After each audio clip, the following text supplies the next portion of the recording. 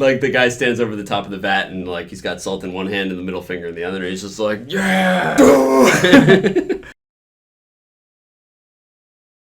Welcome to Akihabara, where for the right amount of money, we'll let the Japanese beer industry do anything they want to us. I'm Casey. I'm Eric. Today we have Yahoo Brewing's Konomi Nante Kitte Nai Ze. Sorry. This is a part of a series of beer. So the title of the series is Konomi Nante Kitte Naize, which basically translates to like, I didn't fucking ask you what you like. Yeah. So the whole point of the series is basically just to punch you in the face all the time with different flavors. The first one was based around sake, or Nihonshu, and it had sake leaves in it, rice. The second entry in the series includes some ingredients to bring out the umami flavor of the beer. So the primary ingredient was dried fish flakes. Apparently it had sort of a tropical fruit flavoring to it. The third one took a step in a different direction. It was more of a dessert beer. It was an imperial porter, and it was based around black beans. So it seemed like from the start they were coming out with these pretty regularly, about once every 6 months. Right. But for whatever reason, they took a break after that, and this is the fourth one. So that brings us to the fourth installment in this series, which is based around yuzu, which is a type of Japanese citrus fruit, and salt. Yeah. Okay, so here we go.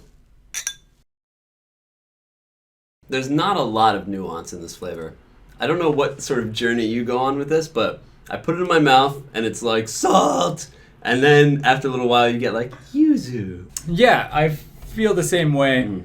A bit salty for my taste, but yeah, you initially get hit with salt, then it turns to yuzu, Yeah. and it's kind of nice, and then it's gone. Even though it's kind of salty, I don't feel like afterwards I'm like, I need water. Like if I drank water that was this salty, I would be like, what is wrong with me?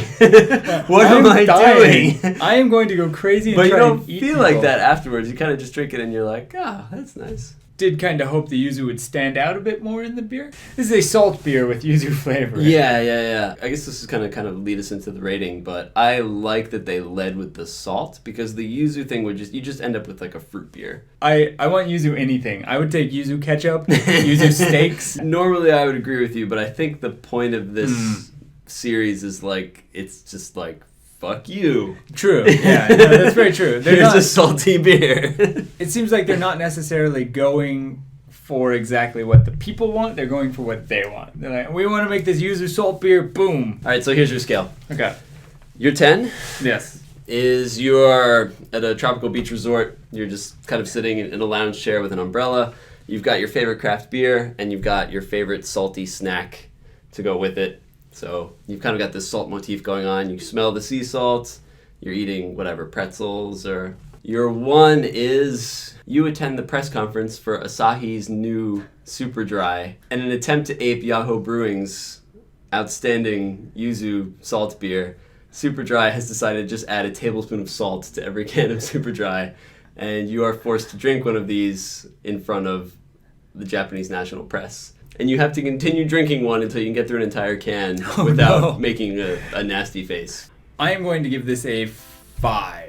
As has been the trend recently, I like that they're trying something new.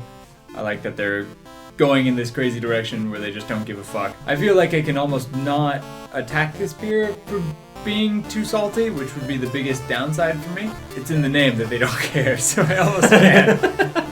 So, I mean, I like where they're going. I think it's a very good attempt, and it's a good beer, but the salt is just a bit much for me. Personally.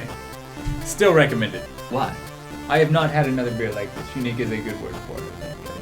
I think one of the really interesting things that's going to come from Japanese craft brewing in the coming years is the introduction of traditional Japanese ingredients into craft beers. And so I think this is kind of a step in that direction. I don't have the same salt problem as you do with this. It doesn't bother me as much. I think this is genuinely a good beer for summertime. And I like everyone else who has a soul, I love yuzu. So I'm going to give this a 7 and recommended, with the sort of qualifier that it might not be for everybody because it is kind of salty. For real. But worth a try at least. But worth a try, yeah. And it at 300 yen a can. And only whatever. 4%, so it's not going to get you drunk. Yeah, share one. Who cares? It's worth trying. Yeah, for sure. Absolutely.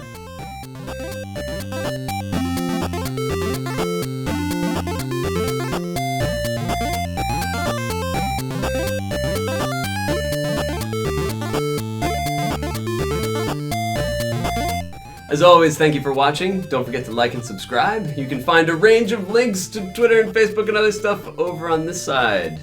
You can also catch our last video where we were wearing different shirts right here. As always, thanks for watching, and we love you. Enjoy your salty summer. Welcome to Akihabara For women. for women. This episode's for you, ladies.